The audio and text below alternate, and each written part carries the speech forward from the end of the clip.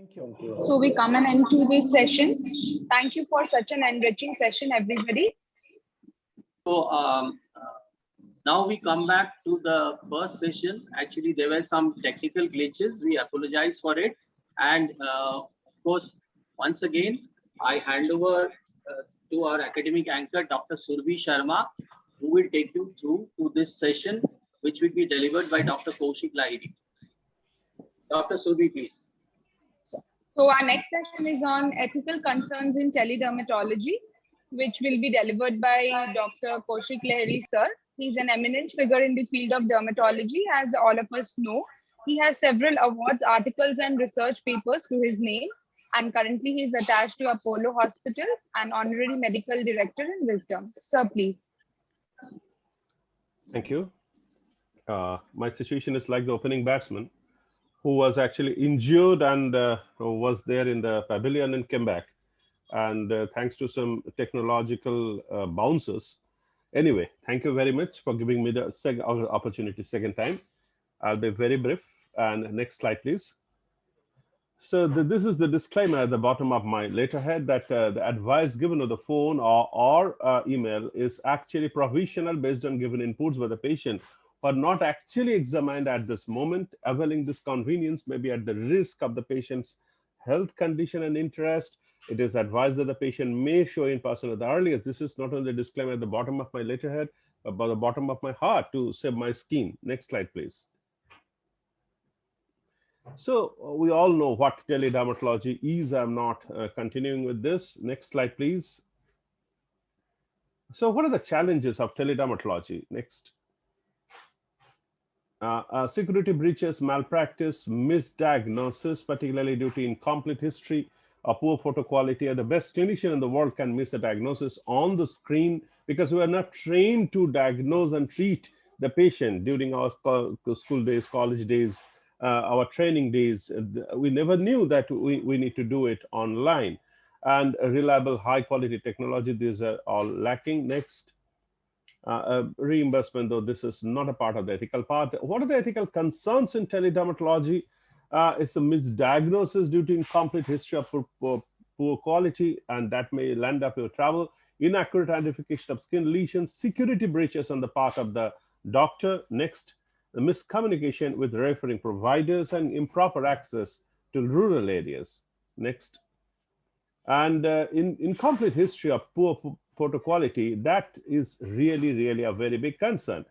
Meeting technology standards and guarantee high quality video consultation is absolutely necessary. The key technical requirement for teledermatology is quality of the image. We depend on that because we can't see the patient in front of us. Most smartphones these days are with good megapixel. You need to tell the patient to upload good quality image, but using them on different platforms compromises in the quality aspect. Next slide, please.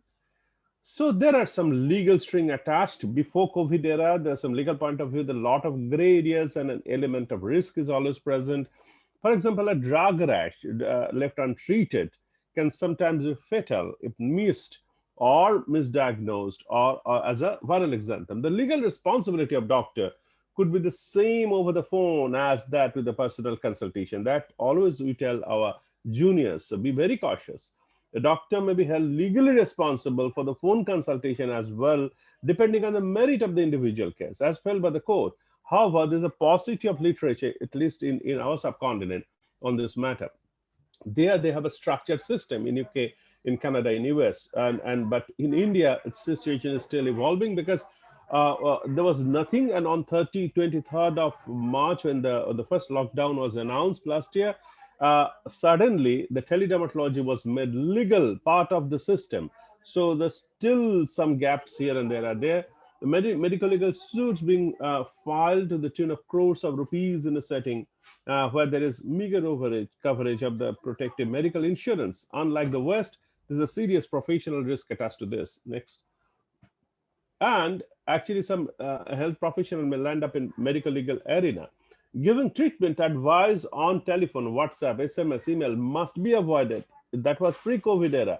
So grave emergency, except in grave emergency. But now we are doing it for scabies, we are doing it for pimples, we are doing it for everything which are non-emergency. So that is a huge issue.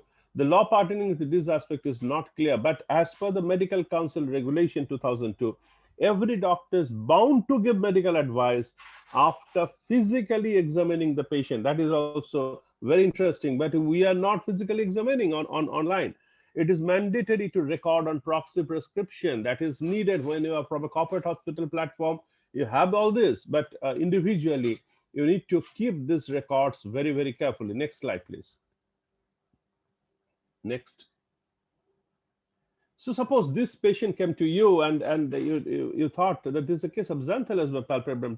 That he also told that, she also told that the doctor gave some acid treatment. So you're sure that this is a case of xanthelasma palpebrum.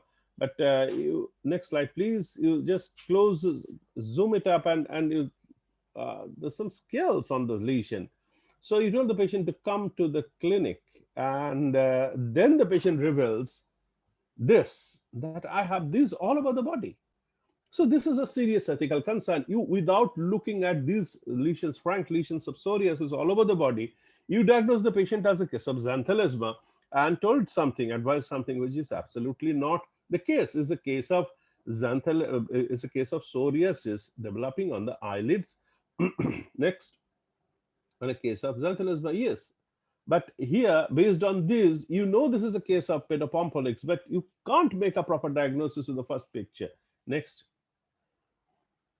The image is out of focus on the left and cannot be made out of pathology of the lesion. But here on the right side, the image is clear, and the residual wart and the clinician is decides to see the image. So be very careful about it. Next. Sometimes you get this, and you don't know what to do on this. Next. But the patient is asked for clear image. Next. I'm going through the slides very, very fast because this is actually a repeat telecast.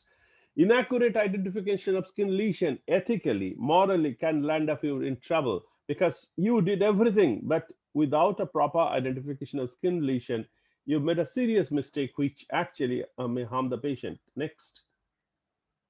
So solution is you can improve the quality of the image. You can ask the patient to share a better image. And if not, you can ask the patient to come to the clinic. Next. Ethical issue, the risky data and privacy breach. Suppose you share this, all the images, the private images of the photo on the internet, or this can happen from a non-qualified person or even a qualified person who loves to share everything on the patient details on the social media. Next slide, please. So this is the solution. The consent process should be recorded, but this is, can you mute everybody? This is a request to the technical team, please. I can hear some noise. So can you go back? Yeah, the consent process should be absolutely clear. This is possible from a big setup in a robust platform. Explain the data and images should be stored securely, and the data security is not foolproof always. The data can be used for review of the service, audit, and teaching. And express permission should be sought for use of education or publication of potentially identifiable images. You are writing a text. Mute this, everybody, please. And facial features, tattoo, clothing, jewelry, distinctive. These are actually identifiable marking. So you're not supposed to show that even in a textbook. Next. Next. So these are the terms and conditions. Next. Next. So this is the disclaimer. Ethical issue in a study assessing ethical issue involved the process. It was suggested that as long as the informal consultation does not entail any danger, the service provider may oblige. Can you make everybody mute, please? May I request the background team? May I request the to make everybody mute, please? Can you make everybody mute, please? However, on the contrary, it is a reportable infectious disease posing a serious danger to the patient or the community. The physician should refrain themselves from doing it. In yet another opinion, physicians have been warned from accepting friend requests. This is important, and allowing patient to connect by social networking sites. So I get this next, I get this every day. But without next, so are these all friends? I have hundreds and thousands request, friend request, without knowing, because they always want to connect with you by to send you some messages on Messenger, to send some photos on Messenger, and you're supposed to oblige. So if you don't, you are rude. The next, so these are the thin line. So do you have a way out? Who will build the e-consult cat? Not willing to do a curbside consult. You are going to the your car parking, and somebody asks you something. That is, and the same thing is happening on the e-platform. You don't know somebody asking something on the Messenger. Next, no WhatsApp consultation, please. That was from the government directive a few years back. Next, next. This is the solution. The teledermatologist to encourage patients a clarification of the solution, the question regarding, because the chat box should be open. They repeatedly should ask the provider, service provider, as always. Next. So this is one of the disclaimer that I always write. The prescription is provided on the basis of your input during the teleconsultation, and it is valid from the date of issue with the specific period or dosage of each medicine as advised. Next. So this is a digital divide in India. Only 23% India have access to internet. That is also an ethical issue. You can't reach the 77% or 77% can't reach you. Next slide, please.